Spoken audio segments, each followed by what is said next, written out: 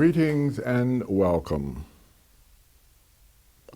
The law of thought. As we become seriously committed to living a life that is physically, mentally, psychologically, and emotionally and spiritually harmonious, we find ourselves contemplating the many questions regarding life as observed in ourselves and in others. What are the purposes and goals of life? What are the universal or cosmic causes for personal and group experiences that impact life? Are there causes and reasons for the varied and complex dynamics, both good and evil, observed in the world? Is it possible to be happy, loved, and prosperous? I do want you to know that there is a path that can lead to an understanding of these and similar questions. This is the purpose of the profound mystical and spiritual teachings of the Rosicrucian and Martinist orders. The path to wisdom has been announced and enlightened by all the great avatars, teachers, masters, and philosophers, and saints throughout human history. Today's session is one of a series that touch upon many of the questions proposed above, and also upon the laws by which the universe of the cosmic governs.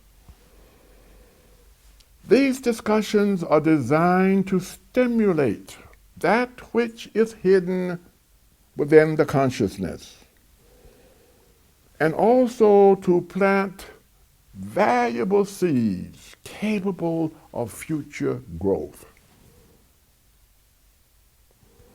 You provide the fertile ground upon which these seeds may fall. When your desires to know is sincere and is honest, and when you are committed to spiritual evolvement.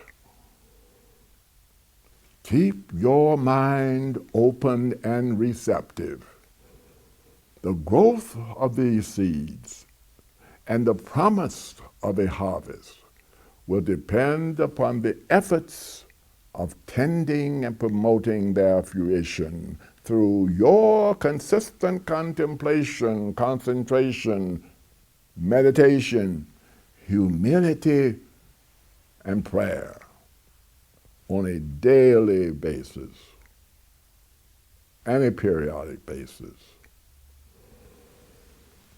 There are indeed spiritual or cosmic laws that governs the universe and humankind.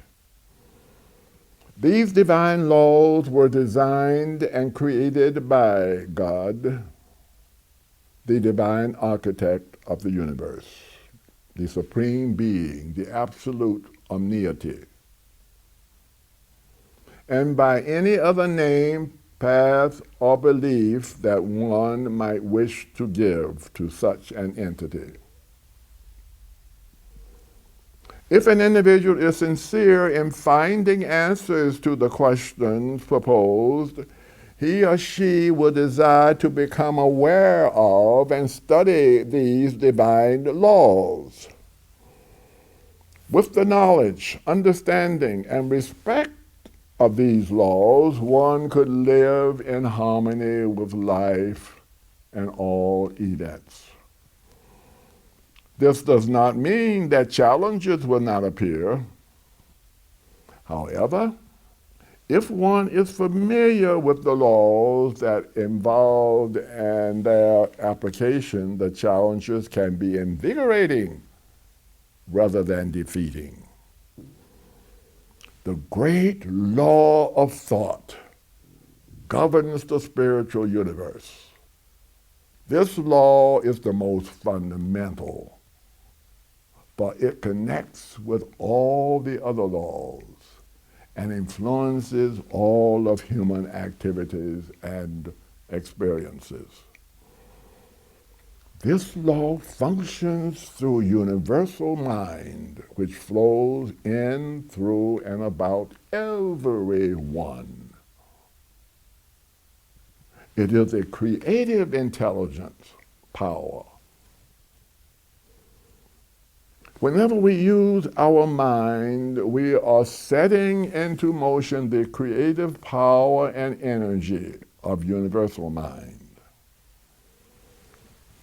The universe is one complete, creative, and dynamic whole.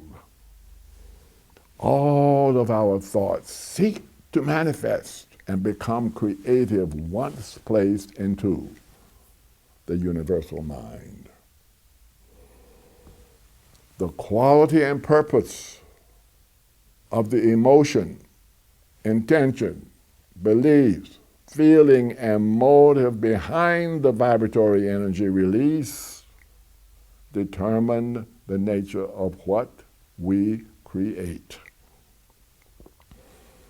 Every thought we think struggles to become a reality and is destined to manifest. Our thinking brings to us certain realities and certain experiences. Thoughts are constructive and supportive, strengthening and capable of serving others as well as us. When they originate from a desire of love and from the higher self, thoughts of compassion can console the heavy heart when words cannot be found or are inadequate. Thoughts of a caring and loving nature can inspire, motivate, protect, and provide a sense of security because they touch the soul and are in harmony with the creative urges and purpose of the soul and of the universe. The powerful law governing thought was written early upon the pages of wisdom in the book of life. Great masters and avatars have proclaimed this law and have translated and dispensed it upon every plane of consciousness. Since everyone thinks and everyone is a potential creator, whether realized or not, consciously or unconsciously, everyone uses the law and is affected by it. When the conscious mind produces a thought, it is delivered to the subjective and subconscious mind, where universal law takes over and creation begins. In the past, we have perhaps heard a great deal regarding this law and the effects of thought.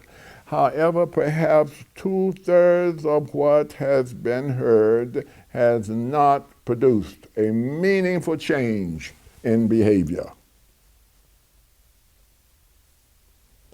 I now wish to take the subject to still another level, bringing with it the essence of the first level as we observe human behavior. We notice that a large number of people are not self-thinkers. They are neither good nor bad, merely unthinking,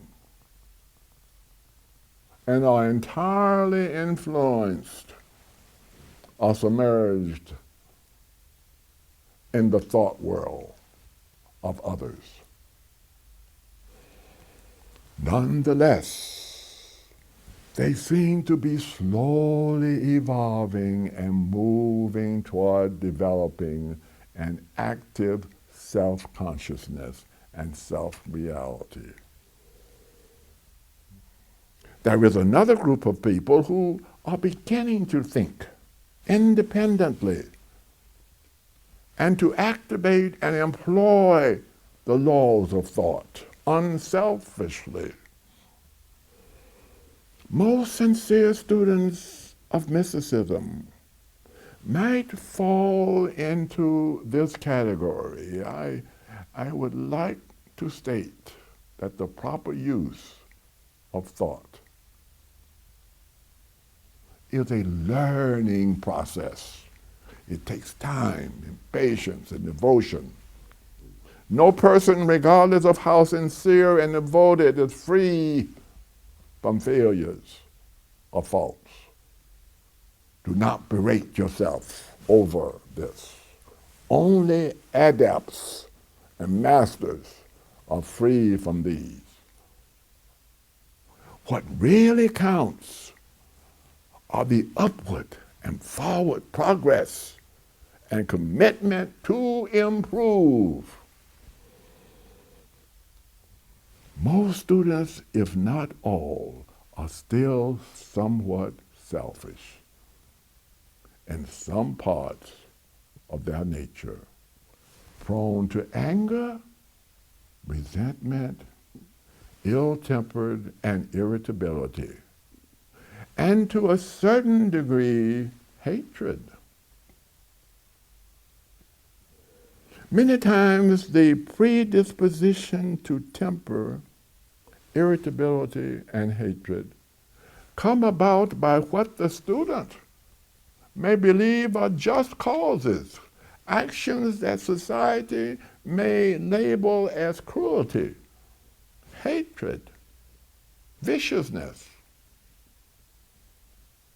Still, students may be subject to periods of self-doubt and depression, unacceptable intentions, actions, and destructions taken toward the planet as a whole, or taken against animals, plants, or human engender some degree of hatred, resentment, or anger. These are all called corresponding reactions. Instead of being proactive in response to such injustices, the good-intentioned person or student become reactive and thereby delays spiritual progress, bringing disharmony and chaos into his or her life. Students of mysticism must learn to think proactively. We must put forth the effort to have both a positive mission and a focus in our thinking, to think correctly and not be forced into any thought activity by actions based upon selfishness, ignorance, and lack of love, which have their seat and origin in the lower emotional nature.